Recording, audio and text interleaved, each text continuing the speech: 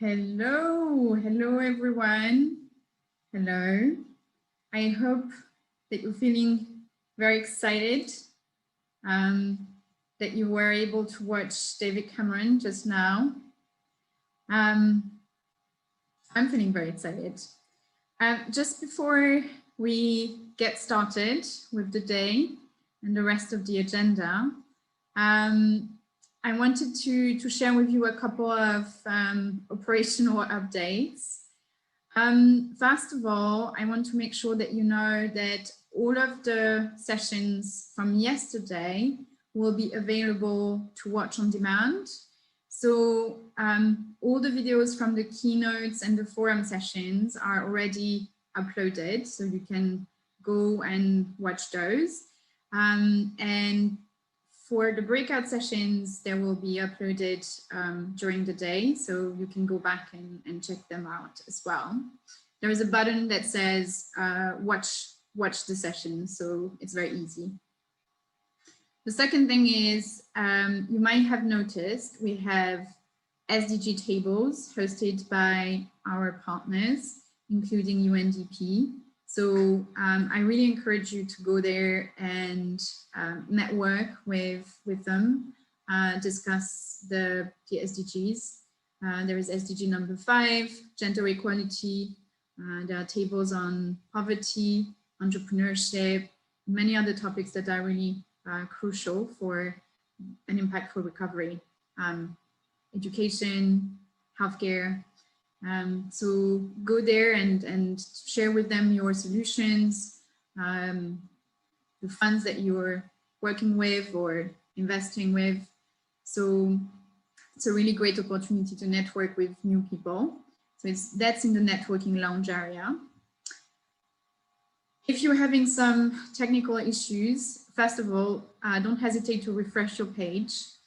And if that still doesn't work, there is a chatbot on the bottom left-hand side corner of your screen.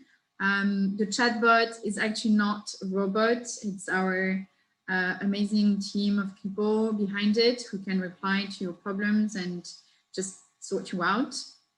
So I hope that you will have an amazing experience today. So just before we start, I'd like to suggest a poll. Let's do a poll and see what you think about this question. I'm waiting for Claire to launch the poll here. And I'm hoping that it will appear on your screens as well. Oh, great. Okay, so it's appeared. Thanks for letting me know. So if you were locked down in COVID, what did you miss the most? I'm also aware that some of you may still be in lockdown or in a form of lockdown. So this is also at present time. Friends and family, your workplace, going out to eat, culture and sporting events, exercise, or none of the above. Tell us what you think.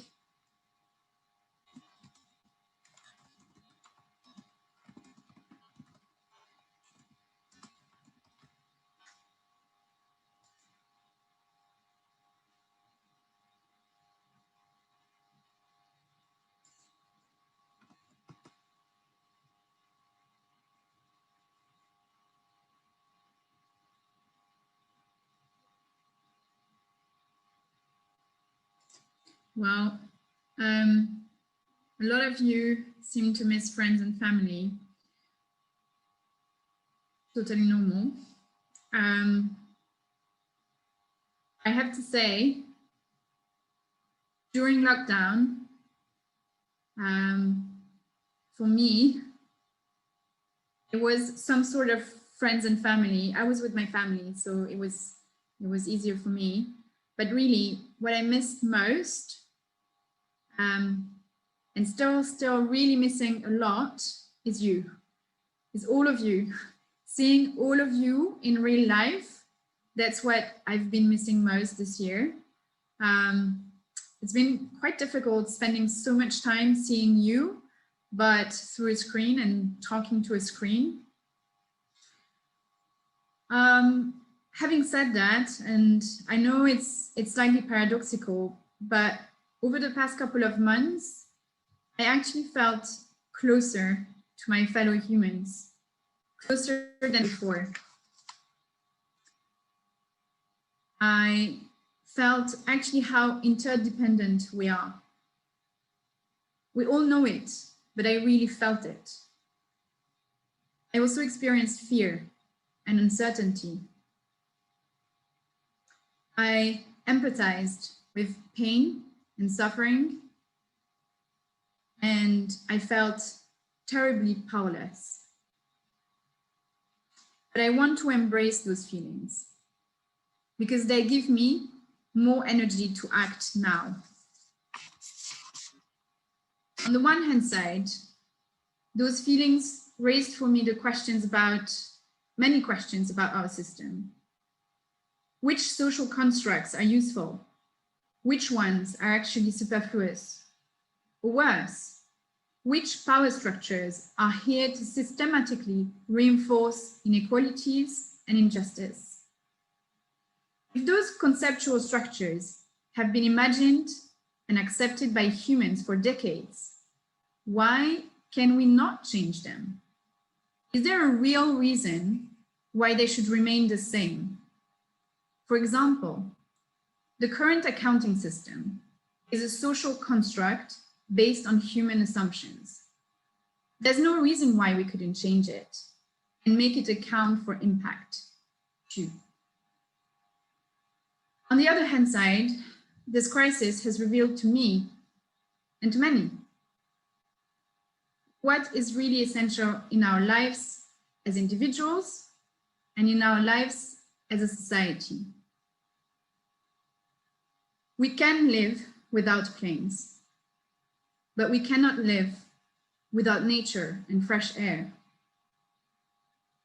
We can live without fashion, but we cannot live without nurses and doctors. The crisis turned the spotlight on the women and men who are working tirelessly every day, every night, to make our lives, and more importantly, the lives of the most vulnerable, better. They have been a huge inspiration for me. I therefore want to start this day by inviting two amazing young social entrepreneurs to share with you their thoughts on how they have been working with their communities during this crisis, but also to share with us what they see as the biggest need or promise for an impact-led recovery. So first, I would like to invite Hera Hussain, founder and CEO of Hussain, to come here and share with you. Thank you very much, Krisztina. That's what a thoughtful way to begin this session. I'm really happy that I'm here and talking to all of you. The last 4 months have been very intense for me. I'll tell you a bit more about what I do. So I founded a nonprofit, a social enterprise called Chen in 2013. So it's been going for 7 years. And we create online resources that support survivors of gender-based violence around the world. So our resources are in multiple languages and are available online. Most of our volunteers are survivors of abuse themselves. So we really center the experiences of those people and make them the people who are creating resources for, things like figuring out how do you collect evidence to support that you have experienced abuse, to how do you stay safe online. And we also run digital services, which help people understand their rights and also live happier and more fulfilling lives. So a lot of it is around mental well-being. So I've been running it as a volunteer for 7 years with a community of more than 400 people. During lockdown, we realized that our traffic had gone up by 3 times. So a lot more people were reaching out to us. And we also, as a digital first organization, and one of the earliest organizations that looked at the problem of gender-based violence and thinking about how we can use technology to meet the people who may not, call the police. It might not be safe for them, or who may be marginalized and live in societies where there's a huge mistrust of institutions. So the online world offers us a lot of benefit to reach those people. So therefore, it was clear to us that more people were flocking to Gen's services, and we had to do something. So in the period of 5 days, we were able to design and launch a complete new service which provides trauma therapy and trauma support online, remote, and completely free to anyone around the world who is experiencing domestic abuse or sexual assault or any other form of gender-based violence. We had, so we were recreating an offline environment online and making it safe and providing it to people from like different cultures and doing it as a volunteer team. We worked more than 500 hours of volunteer hours over the period of 12 weeks, where we created live content, supported people, came up with a whole new model and tested it. So, and now actually that model has been funded. And not only has that model been funded, we've been able to raise money for Chen. And I went full-time first time as a CEO of Chen in July and left my day job. So it's been a huge period of transformation for us. I see this, the last 4 months as for an organization like Chen, it made a very little difference to how we work, because we've always been digital and very much open. But I think for many other people in other industries, and especially in the social enterprise space, they are realizing that they can actually complement a lot of their offline activities with online, and that there is a huge digital transformation curve that we need to meet as an industry, especially in the space where I work around women's rights and government policy. So my hope for the future when it comes to social enterprises is that I know that there are so many young feminists and young people who really want to create their own projects like Chen, and they're waiting for platforms and resources and those like guiding lights that can help them, stand up, create sustainable platforms and communities that can meet those demands on a very local level. And there's so much appetite to do that. We just need, as an industry, we need to welcome more people and support them in making that transformation, because there's a huge mountain we need to climb when it comes to, social equity. And we can't get there if we don't have different kinds of actors playing their part. So in the community that I work with, there's a huge appetite for change, for getting involved. And what's missing is the sustainability. A lot of people start projects, but they're not able to sustain them because there's the infrastructure just isn't there. So I hope to spend some of my more time now that I have, because I'm not doing a day job, to supporting young people who are starting those initiatives. And I sort of call on everyone in this space to do the same, and to not to really center the qualities of equity, inclusion, and digital transformation in all of your programs, because that is the future. And if we don't make online spaces inclusive for everyone and a fertile ground for radical work, it's going to be really hard to beat the odds. And thank you so much for having me. Thank you so much, Hera. This means truly inspiring, and so incredible to know that there are people like you, talented, committed, to deliver this work every day. We have Samir, who's the CEO of Sun Culture, who's coming in. Wonderful. Thanks, Samir. We had some time, a couple of minutes, but we're maybe short on time, so if you can keep it short. Thanks, Krisztina, and thanks everyone. I know that not being able to travel, it can sometimes be difficult to remember or recognize how hard things are for so many people around the world. Through my work at Sun Culture, I work with underserved rural communities. And through my work with an emergency cash transfer program called Shikalia, I worked with underserved urban communities.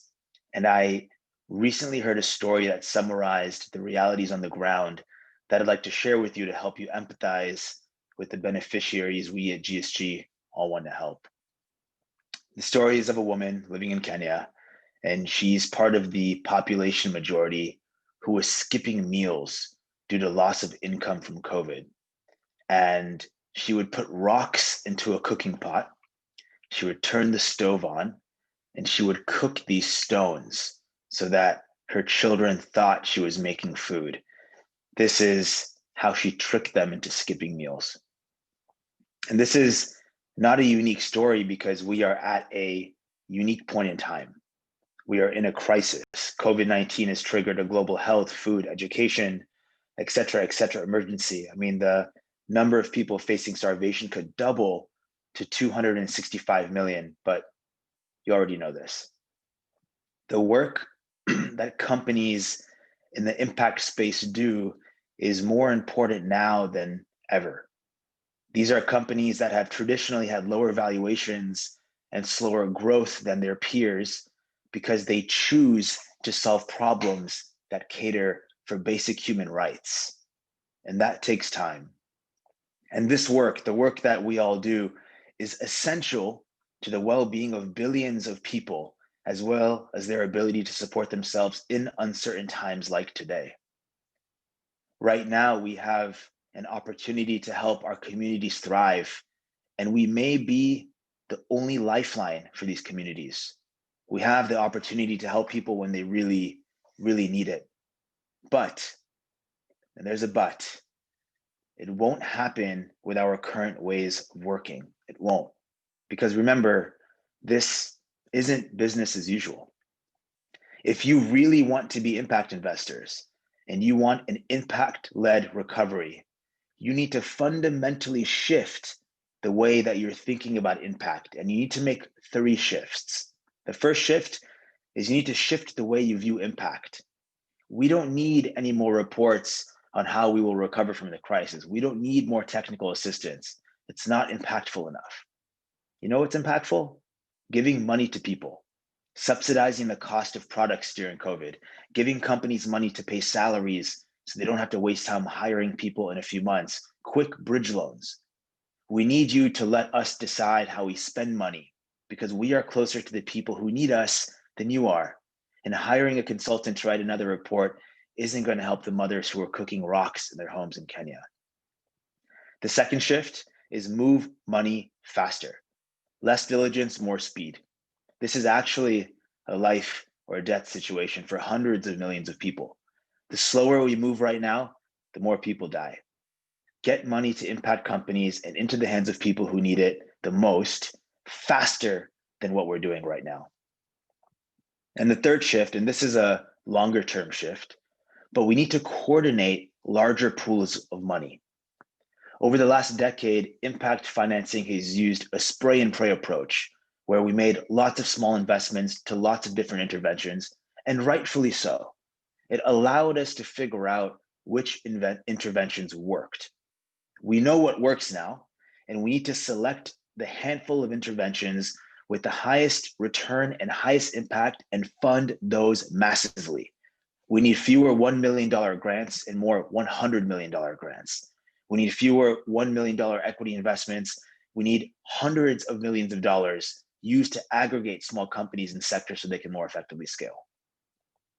If you make these 3 shifts, shifting the way you view impact, moving money faster, and writing larger checks, we can truly have an impact-led recovery. So over the next few days, I invite you to explore, what are you going to do to make these shifts, and what is your promise to this community? Thank you. Wow. Okay, well, thank you both. I think this was, at least to me, one of the most impactful sessions so far, most inspiring as well. So for everyone, thank you. And same as yesterday, you will keep hearing today and tomorrow from incredible other incredible heroes and social entrepreneurs. Sharon Macpherson from South Africa, Shamiran Abed from Bangladesh, Ajay Shah from India, Fouad Mahmed initially from Somalia as a refugee and now changing lives of refugees in the UK. And many, many others are at the summit, and you can hear from them and be inspired by them. But before we go there, I would like now to invite you to hear from Ibukuna Wosika, the chair of the First Bank of Nigeria. She will tell you about impact disruption with entrepreneurs, corporates, and finance. She is an amazing speaker and one of the people I'm most excited to hear from during these couple of days. So see you there. Thank you.